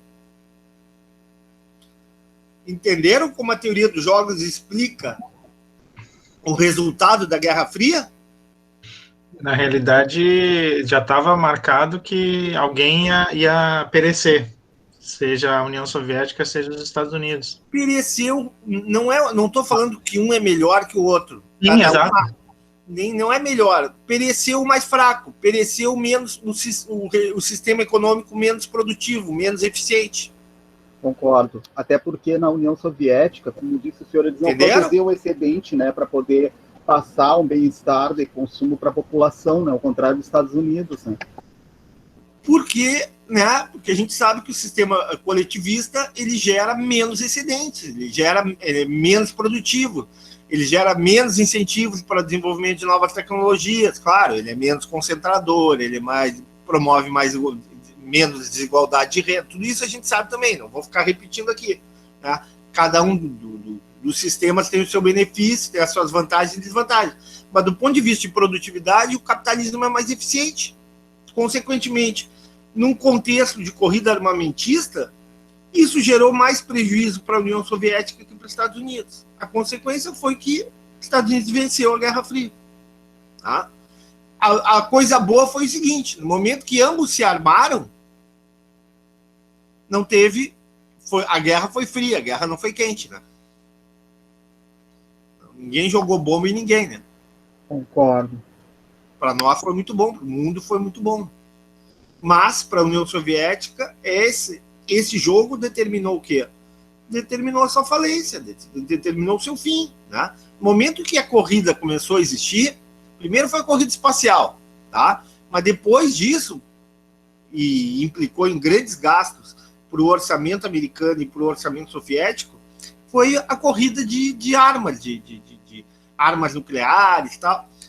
Para os americanos, que eram uma economia mais produtiva, mais eficiente, o excedente gerado era suficiente para promover riqueza, crescimento do consumo, né? A sociedade americana que aumentou o consumo, aumentou a sua riqueza.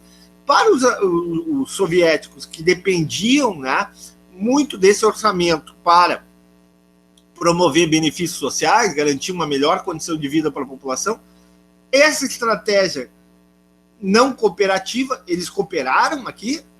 Qual seria a estratégia cooperativa aqui? Desarmar. Mas não foi o resultado do jogo, concordam? Sim. Entenderam ou não? Sim. Tá. Quem é que lê esse jogo para mim aqui? Vamos ver aqui. Quem interpretar esse jogo aqui ganha 0,2 na prova. Quem é que quer interpretar? Eu tô comendo, eu não posso. Tá. Juliane, Gurias, Tabata. Vou dar para a mulherada aí a chance. Alguém quer ganhar 0,2 na prova? Professor, querer todo mundo quer. Agora basta saber quem é que vai se voluntariar. Não sei. Tem que para ganhar alguma coisa tem que merecer. Alguém quer tentar explicar esse jogo aqui?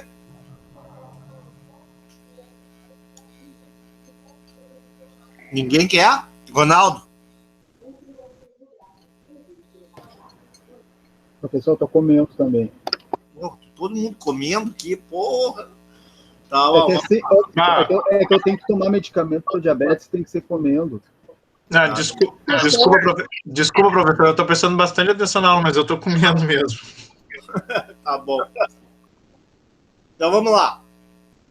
Aqui é a mesma coisa, pessoal. Iraque e Irã, não teve guerra Iraque e Irã na década de 80? Ambos não eram produtores de petróleo? Tá? Qual é o resultado aqui? Né? Produção alta, produção baixa. Se eles cooperassem, né, o ganho, o ideal seria produção baixa e produção baixa, produção de petróleo. Porque ó, o ganho deles seria quanto? 50 bilhões. Né? Contudo, um tinha medo que tivesse produção baixa e o outro aumentasse a produção. E o que aconteceria? Um ganharia 30 e o outro ganharia 60. Moral da história, o que aconteceu? Ambos optaram por uma estratégia não cooperativa. Qual é a estratégia não cooperativa? Ambos produziram petróleo em alta quantidade. Moral da história, ao invés de ganharem 50, terminaram ganhando 40 cada um. Novamente, o resultado do jogo foi um resultado não cooperativo. E, por consequência, quando o resultado é não cooperativo, os agentes, as empresas, as pessoas, os países não maximizam os seus ganhos. E aqui... Tá, professor, mas aqui, nesse caso aí, desculpa aí, mas aí eu vou trazer a história aí, né? Vamos trabalhar um pouquinho com a história. Em 72, com a OPEP lá, eles fizeram um cartel nesse sentido, né, de diminuir a produção de petróleo para aumentar o valor do barril na época, né? Mas não durou muito. Eu sei, mas... O cartel não durou muito. Eu sei disso. Logo houve incentivos para alguns, principalmente aqueles países menores, Kuwait, Catar, Oman, romperem o acordo. Uhum. Entenderam? Claro que havia pressão, né? Ali havia uma unidade, eram países árabes, havia uma questão de unidade política, unidade étnica, né? Isso ajudava, né? Mas mesmo assim o cartel da OPEP teve prazo. Após um período, né? Ele enfraqueceu muito e não garantiu os ganhos que eram pretendidos. Mas fez uma confusão naquela época. Lembra disso? Eu lembro, eu era muito criança, mas eu também. Eu li muito sobre isso, né? Muito sobre isso. Realmente, teve 2 choques do petróleo. Teve o choque de petróleo de 73, outubro de 73, e o segundo choque do petróleo, que foi até mais forte, que foi em 79. Tá? Realmente, ali foi muito forte o conluio, o acordo, né? E gerou um prejuízo mundial muito grande. E eles ganharam muito dinheiro. Né? Era a famosa, os petrodólares. Né? Ganharam fortunas esses países, né? Justamente por formar um cartel, formar um grande acordo. Que não durou muito tempo, né? Mas enquanto esse acordo, enquanto agiram de forma cooperativa, maximizaram ganhos e ganharam bilhões e bilhões de petrodólares. E por último, aqui nós temos 2 empresas. Hoje em dia a gente não fala muito dessas 2 empresas, mas eram 2 mega empresas na área de publicidade, na área de cigarros. Lembram disso ou não? Camel e Marlboro. Sim, Marlboro do cowboy, né? Marlboro do Ayrton Senna, né? Da McLaren, né? Também. Tá? E o Camel era o camelinho aquele, né? No Brasil até que não era tão grande essa marca, mas nos Estados Unidos era a mais vendida junto com a Marlboro. Tá? Na verdade, tinha 2 grandes empresas, né, de cigarros no mundo, né? Ainda tem hoje, né? Não sei se ainda tem mais. A Philip Morris, se lembram? E a Souza Cruz, que Souza Cruz é aportuguesado, né? Tem outro nome nos Estados Unidos. E essas 2 empresas dominavam o mercado de cigarros no mundo, né? E o que mostra esse jogo aqui? Mais uma vez, mostra o quê? Qual é a melhor estratégia se eles agirem de forma cooperativa? É fazer publicidade, é gastar com publicidade ou não gastar com publicidade?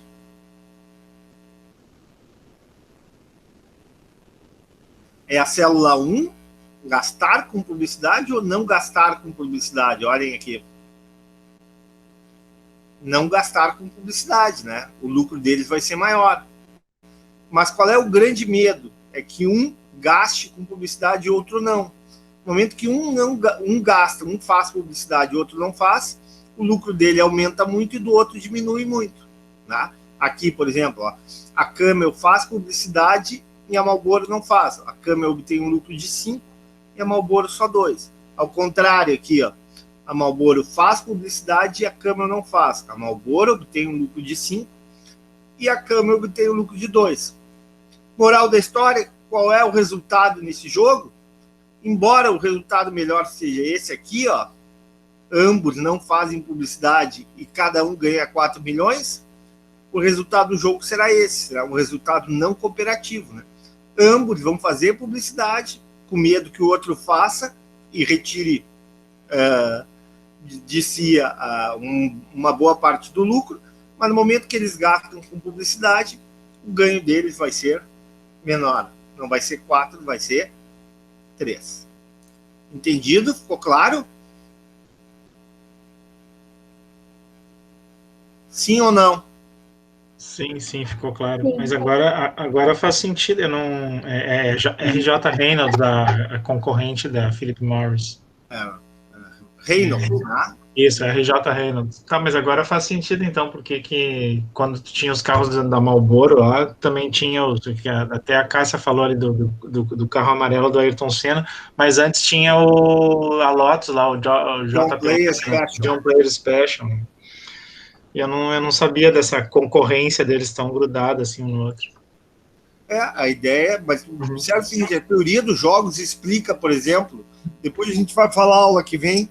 A teoria dos jogos explica porque os Estados Unidos não assinaram o protocolo de Kyoto.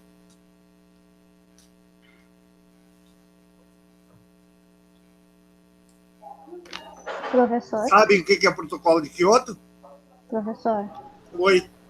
você vai tomar água, professor? Não, vou terminar a aula primeiro. Ah, tá. Tá? Eu prometi. Não vou Para. terminar. Eu sou incentivadora de água. Terminou minha água aqui, eu vou terminar a aula primeiro. Para de comer amendoim. A aula já vai terminar. Tá, então assim, ó, repetindo. O que acontece, então? A gente vai continuar a aula que vem, tá? A teoria dos jogos explica muito a formação de cartel, a formação de resultados cooperativos. Mas, para cooperar, é necessário, muitas vezes, coerção. É necessário, muitas vezes, um incentivo, né, um mecanismo que façam os agentes cooperarem. Tá? E isso vai explicar a formação de cartéis, a formação de conluios, e, consequentemente, vai explicar uma relação desigual entre os cartéis e os consumidores. Tá? É isso aí. Tá? As próximas lâminas é justamente o que a gente vai falar aula que vem. Né? O oligopólio, né? Os tipos de oligopólio, e vamos falar também sobre concorrência monopolística. Eu vou colocar para vocês mais uma lista de exercício. Tá? Nós temos que terminar aquela lista. Provavelmente, final de semana, eu vou agendar com vocês alguma coisa para terminar aquela lista. E começar uma nova lista de exercícios já com teoria dos jogos, com exercício sobre teoria dos jogos. Tá? Aqui tem mais coisas, essas lâminas já estão à disposição de vocês no Moodle, né? Então, vocês podem dar mais uma olhada aqui, né? E fazer uma leitura e consolidar esse conhecimento que a gente teve na aula de hoje. Tá ok? O professor tem uma mãozinha levantada ali. Pode falar. A partir dessa teoria dos jogos, me corrija se eu estiver errado, a partir dessa teoria dos jogos, eu concluo que a não cooperação é sempre prejudicial e daí vem os oligopólios? Não. Não? O que diz a teoria dos jogos? O que disse Nash, né? John Nash, esse gênio que teve o filme? O Nash chegou e disse, olha, a cooperação é necessária. É necessária, mas ela não ocorre ao natural. Ela não ocorre naturalmente. Ela não é provável. Né? Sim. Então, é necessário criar incentivos, criar mecanismos para que essa cooperação ocorra. Certo. Entendeu? Certo, sim. Uhum. Olha, eu coloquei aqui alguns... Cidade de Deus, é um filme que ajuda a explicar. Poderoso Chefão. Né? Oi? Alô?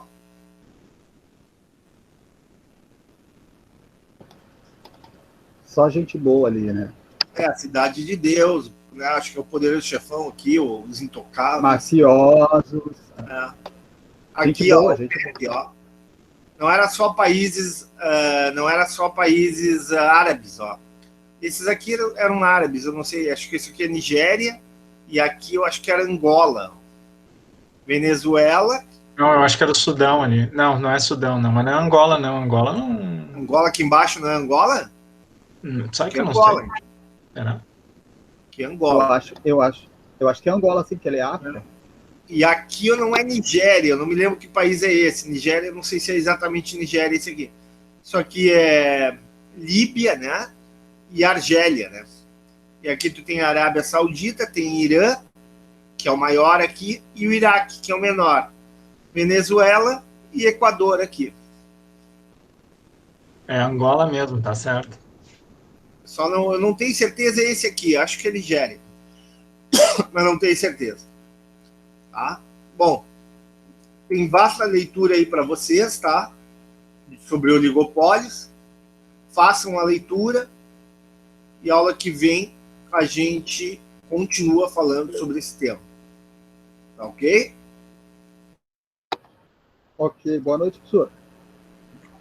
Prof, Eu que agradeço a atenção de vocês. professor, eu tenho uma Obrigado, questão rápida. Fala.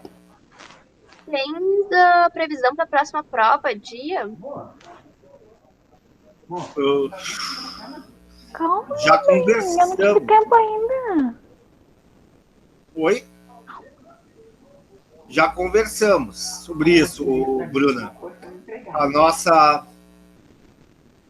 Quer a palavra, Juliane? Não, eu ia responder a colega, mas pode Responder, professor. pode responder. Que eu sei que o senhor está com uma dificuldade de falar aí. Né? Pode responder, Então, Guria, fala. Então, Bruna, a principal... perdão, buguei. A prova ficou para o dia 1º de julho. Ok, muito obrigada, gente. E Boa 15 noite. de julho é o 15 exame. de julho é o exame e o último dia de aula de economia da saúde. É isso. Mais algum questionamento? Fala, Bruna. Não, muito obrigada. Só queria agradecer. Tchau, dá uma boa noite. Vai tomar água, professor? Boa noite. Vou tomar água. Se vocês me deixarem, vou tomar água. Boa noite, professor. Boa noite, colegas. Tá bom, um abraço para vocês. Valeu, tchau, tchau. Tchau.